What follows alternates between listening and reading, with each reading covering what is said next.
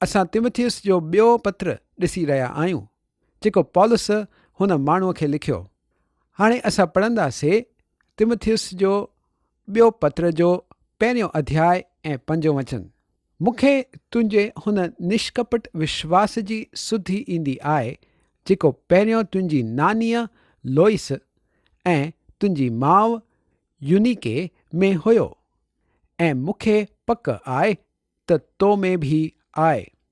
पौलुस त पहिरियों यहूदी धर्म में हुयो पर तिमुथियुस हिकिड़े मसीही घराने में वॾो थियो हुयो। हुन जी नानी ऐं हुन जी माउ ॿई मसीही विश्वासी हुया। मूंखे पक आहे त हिन जवान माण्हू तिमुथियुस खे मसीह वटि मोड़ण में हिननि ॿिन्ही जो घणी ई भागीदारी हूंदी। तिमुथियुस जो पीउ यूनानी हुयो ऐं हिन जी ॼाण न थी सघे त उहो विश्वास में हुयो या न। हाणे असां 6 वचन पढ़ंदासीं। इन ई वजह सां मां तोखे सुधी ॾियारां थो त तूं परमेश्वर जे हुन वरदान खे जेको मुंहिंजे हथ रखण जे द्वारा तोखे मिलियो आहे प्रज्वलित करे छॾे। जॾहिं पौलुस तिमुथियुस मथां हथ रखियईं त हुन जो मतिलबु इहो हुयो त हाणे उहो सेवकाई में पौलुस जो साथी आहे। हुन तिमुथियुस सां गॾु सिख्या ॾियण जो वरदान विराई। उहो परमेश्वर जो वचन सेखारण में भागीदारी बणिजी वियो। मुंहिंजी राय में पौलुस चाहे पियो त हुन जी ज़िमेदारी हाणे तिमुथियुस ते पए। इहो जवान माण्हू पौलुस जे ॾाढो क़रीब हुयो ऐं जॾहिं पौलुस रोम जे जेल में हुयो त हुन तिमुथियुस जे बारे में इहे लफ़्ज़ चयईं, छो त मुंहिंजे वटि हेड़े स्वभाव जो ॿियो कोई कोन्हे जेको शुद्ध मन सां तव्हांजी चिंता करे। इहो असां फिलिपियों जे 2 अध्याय जे 20 वचन में पढ़ूं था।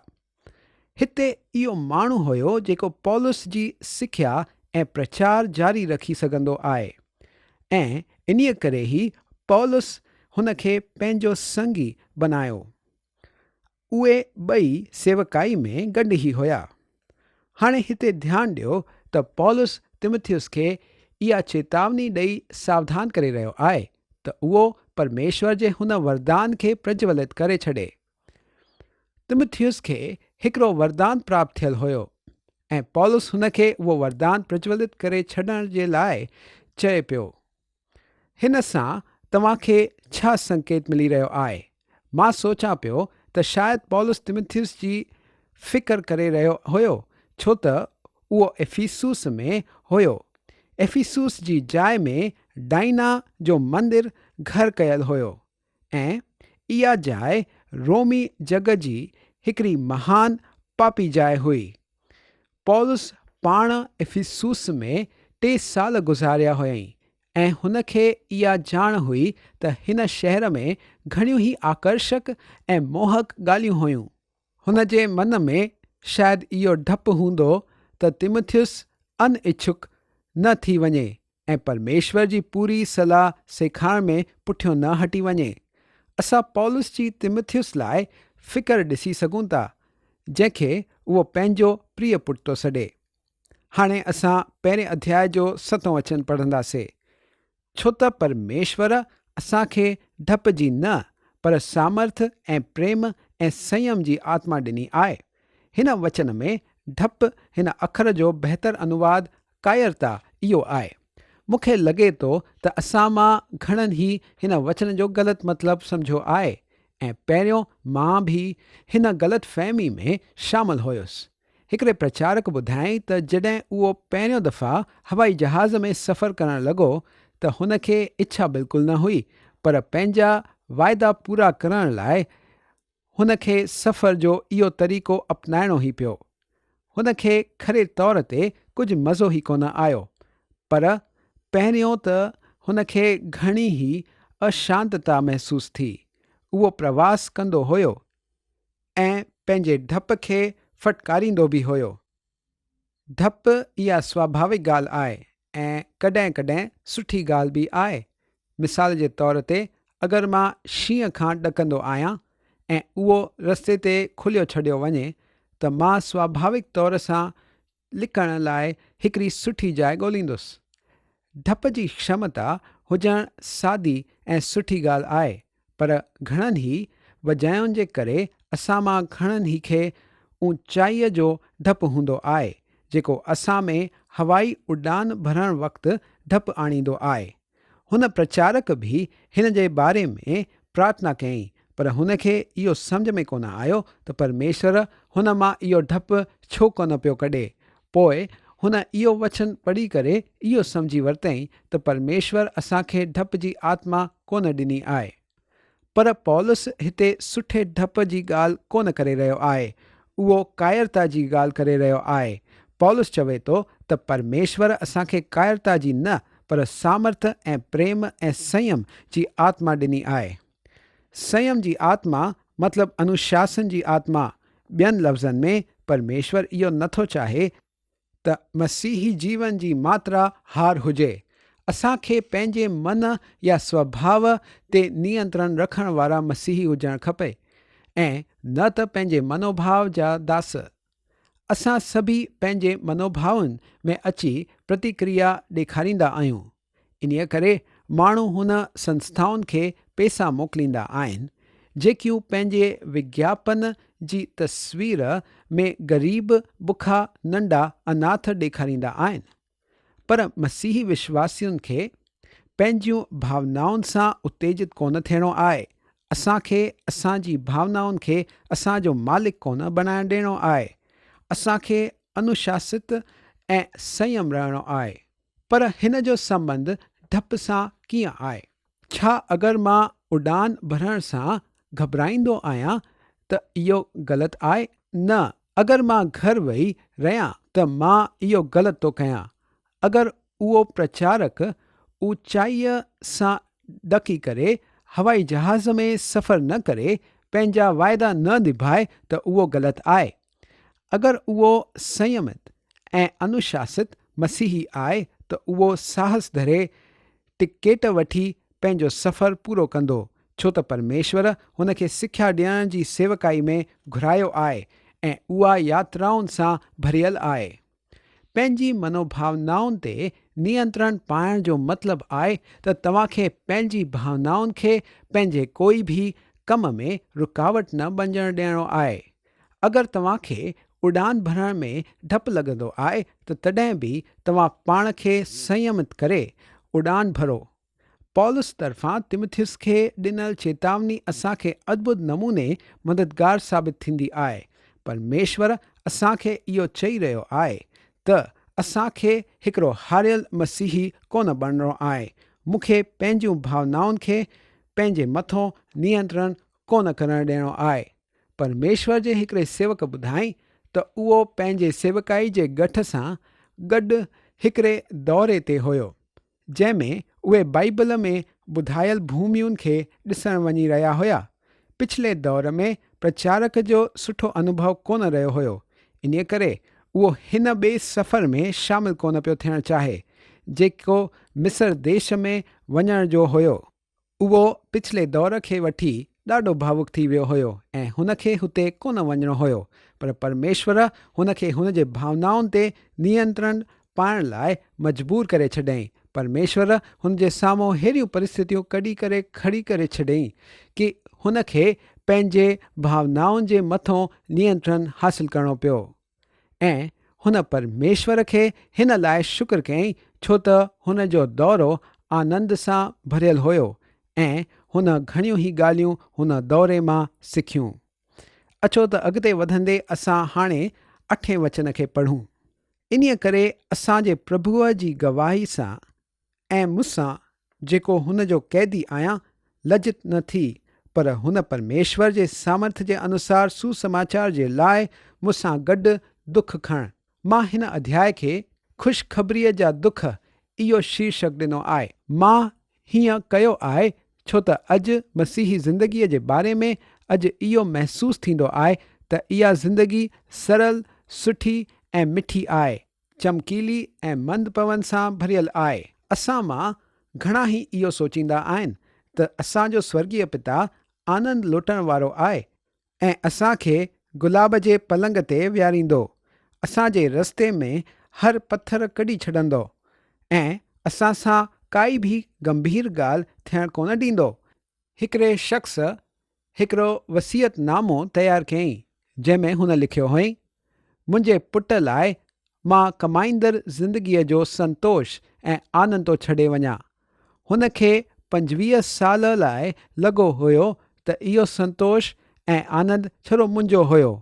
हुन जी इहा ग़लतफ़हमी हुई। अॼु बि घणा ई मसीही इहा अपेक्षा कंदा आहिनि त हुननि जो स्वर्गीय पिता हुननि लाइ सभु कुझु आसान करे ॾे। प्रभु ईशूअ इहो साफ़ ॿुधायो हुअईं त असांखे मुश्किलनि जो सामनो करणो पवंदो। यूहन्ना जे किताब जे 16 अध्याय जे 33 वचन में प्रभुअ चयईं, संसार में तव्हांखे क्लेश थींदो आहे। मसीही विश्वासियुनि खे हुन महासंकट मां कोन गुज़रणो पवंदो।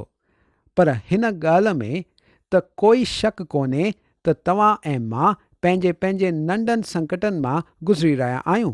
प्रभु ईशूअ त असांखे इहा चेतावनी पहिरियों ई ॾेई छॾी हुई त जग मसीही विश्वासियुनि खे कोन भाईंदो। यूहन्ना जे 15 अध्याय जे 18 वचन में प्रभु ईशूअ पंहिंजे अनुयायियुनि खे चयईं, अगरि संसार तव्हां सां ॿेर रखंदो आहे त तव्हां ॼाणींदा आहियो त हुन तव्हां खां पहिरियों मूंसां ॿेर रखियो। अगरि तव्हां मसीही आहियो ऐं घणा ई मशहूरु थी विया आहियो त ज़रूरु किथे कुझु ग़लती आहे। मूंखे डपु आहे त घणा ई मसीही अॼु आर्तवार जे पाठशाला जे ॿारनि वांगुरु सोचींदा आहिनि, जंहिंजी अध्यापिका पुछंदी आहे, पुट तोखे बाइबल जी कहिड़ी आखाणी सभिनी खां वधीक वणंदी आहे? त ॿार जवाब में चवंदो आहे, उहा जंहिंमें सभु मज़ो कंदा आहिनि ऐं मछलियूं पकड़ींदा आहिनि। न मुंहिंजा दोस्त, मसीही ज़िंदगी गुलाबनि सां भरियल पलंग कोन्हे। असांखे परमेश्वर जे सामर्थ जे अनुसार सुसमाचार जे लाइ गॾु दुख खणणो आहे। अॻिते वधंदे असां 2 तिमुथियुस जो 1 अध्याय ऐं 9 वचन पढ़ंदासीं। जंहिं असांजो उद्धार कयो ऐं पवित्र बुलाहट सां सॾियो, ऐं इहो असांजे कमनि जे अनुसार न, पर हुन जे उद्देश्य ऐं हुन अनुग्रह जे अनुसार आहे जेको मसीह ईशूअ में सनातन खां असां मथों थियो आहे। जंहिं असांजो उद्धार कयो ऐं पवित्र बुलाहट सां सॾियो, ऐं इहो असांजे कमनि जे अनुसार न, असां जेके कम कंदा आहियूं परमेश्वर हुननि खे ॾिसी असांखे नथो सॾे। उहो असांखे पंहिंजे उद्देश्य ऐं पंहिंजे अनुग्रह जे अनुसार सॾंदो आहे। परमेश्वर जो ख़ुशख़बरीअ में उद्देश्य छा हुयो, इहो घणनि ई युगनि खां लिखियलु हुयो, पर इहो उद्देश्य हाणे पौलुस द्वारा प्रगट कयो वियो आहे। झूने नियम में इहो हिकिड़ो रहस्य हुयो, हिकिड़ो अप्रगट भेद, पर हाणे इहो नए नियम में खुलियल आहे। ऐं इहा बुलाहट असांखे मसीह ईशूअ में सनातन खां असां मथों थियो आहे। अॻिते वधंदे असां 10 वचन पढ़ंदासीं। पर हाणे असांजे उद्धारकर्ता मसीह ईशू जे प्रगट थियण जे द्वारा प्रकाशित थियो, जंहिं मौत जो नाश कयईं ऐं जीवन ऐं अमरता खे हुन सुसमाचार जे द्वारा प्रकाशमान करे छॾियईं। हाणे हिते इहो वचन आहे जंहिं ते वधीक ज़ोर विझणु खपे, जंहिंखे वधीक अहमियत ॾियणु खपे। जंहिं मौत जो नाश कयईं, हिन जो शाब्दिक मतिलबु आहे हुन मौत खे बिल्कुलु बेअसर करे छॾियो आहे। परमेश्वर जे संतान लाइ मौत जो मतिलबु त बिल्कुलु अलॻि ई आहे। मसीह मौत खे बिल्कुलु प्रभावहीन बणाए छॾियईं। हाणे ॿुधो, परमेश्वर मौत खे हटाए कोन छॾियईं। यादि रखो त इहो ख़त पौलुस जेल में वेठे लिखी रहियो हुयो ऐं हुन खे मौत जो फ़ैसिलो ॿुधायो वियो हुयो। पर हिते पौलुस शारीरिक मौत जे बारे में कोन ॻाल्हाए रहियो आहे, उहो आत्मिक मौत जी ॻाल्हि करे रहियो आहे। अनंत काल जी मौत जे बारे में ॻाल्हाए रहियो आहे, जेकी असांखे परमेश्वर खां अलॻि करे छॾींदी आहे। मसीह असल में हिन आत्मिक मौत जो नाश करे छॾियो आहे, ताकी कंहिं बि पापीअ खे हुन जाइ ते वञणो कोन पवंदो जिते हुननि खे परमेश्वर खां अनंत काल लाइ अलॻि कयो वेंदो। मसीह असांजो मध्यस्थ आहे, परमेश्वर ऐं इंसान जे विच जो मध्यस्थ। मसीह जेको असां लाइ कयो आहे, हुन सां परमेश्वर संतुष्ट आहे। सवाल इहो आहे त छा तव्हां संतुष्ट आहियो? या तव्हां छा पाण खे पंहिंजे सुठे कमनि जे द्वारा बचाइण था चाहियो? मां जेको पहिरियों चयो हुयो, मूंखे उहो वरी सां दोहराइण ॾियो। इंसान परिपूर्ण आज्ञा पालन करण सां उद्धार कोन थो पाए सघे, छो त उहो हीअं करण में असमर्थ आहे, ऐं उहो अधूरे आज्ञा पालन सां बि उद्धार कोन थो पाए सघे, छो त परमेश्वर उहो स्वीकार कोन कंदो।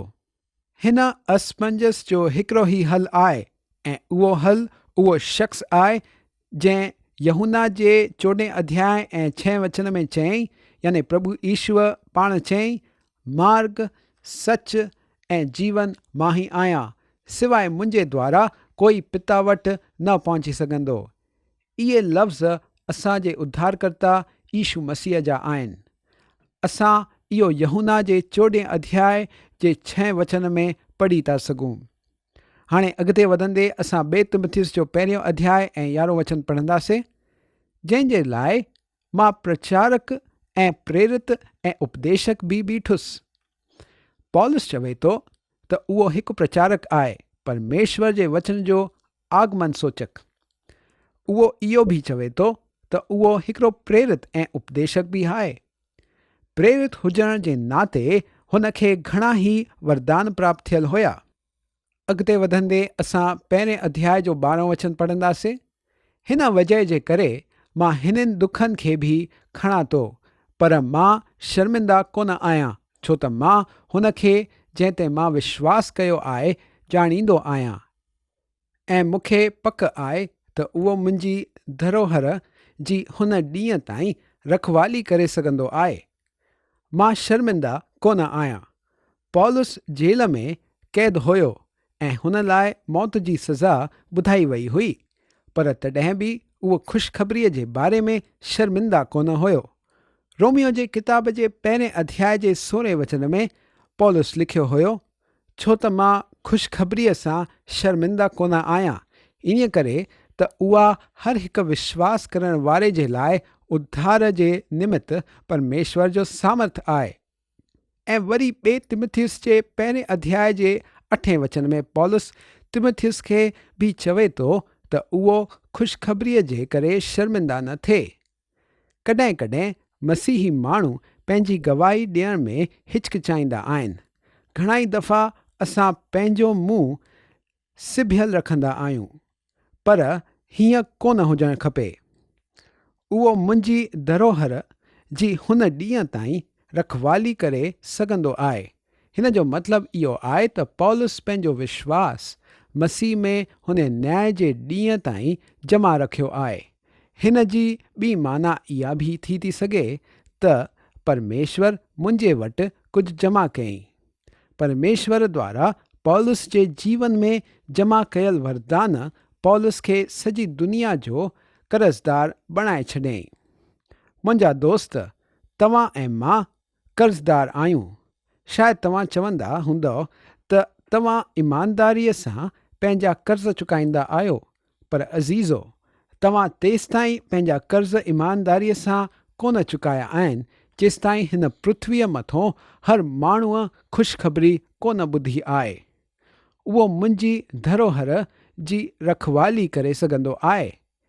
इहो ॼाणे दिलि खे ॾाढो आराम मिलंदो आहे त असां जेको बि आहियूं ऐं असां वटि जेको कुझु बि आहे हुन जे हथनि में आहे। 13 वचन पढ़ंदासीं, जेके खरी ॻाल्हियूं तूं मूंखां ॿुधियूं आहिनि हुननि खे हुन विश्वास ऐं प्रेम सां गॾु जेको मसीह ईशूअ में आहे पंहिंजो आदर्श बणाए रख। खरी ॻाल्हियूं, शास्त्र जा वचन प्रेरित थियल आहिनि। मां परमेश्वर जो वचन हुन मां पूरी तरह सां प्रेरित आहे हीअं विश्वास थो कयां। ॿी काई सोच हुन जे बारे में तृप्त करण लाइक़ु कान्हे।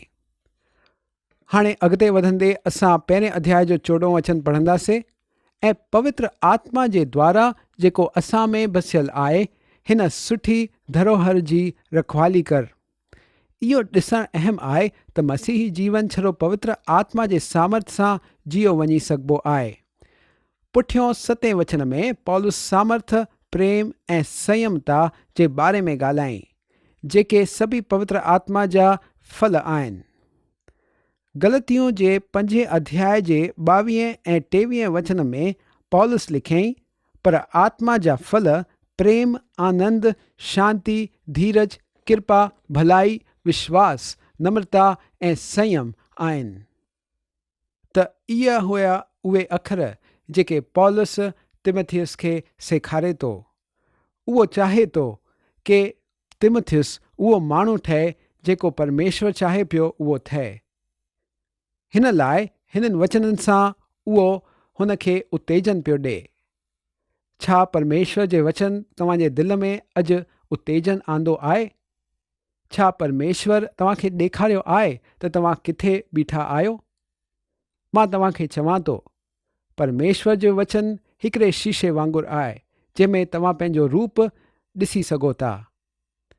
अगरि तव्हां परमेश्वर जे वचन खे ॿुधी पंहिंजे ज़िंदगीअ जे ग़लतियुनि सां वाक़िफ़ु था थियो, त सुठी ख़बर इहा आहे त हुनजो वचन हिकु जल प्रमाण आहे जेको तव्हांजे ग़लतियुनि मां बि तव्हांखे धोई वठंदो ऐं तव्हांखे बदिलजंदो। इहो आहे परमेश्वर जे हुन महावचन जो सामर्थ। अॼु असां हिते ई बीह रहंदासीं छोकी असांजो वक़्तु पूरो थी वियो आहे। ॿिए प्रोग्राम में तव्हां सां वरी सां हिन मनोरम वचन सां गॾु मिलंदासीं। तेसिताईं अलविदा।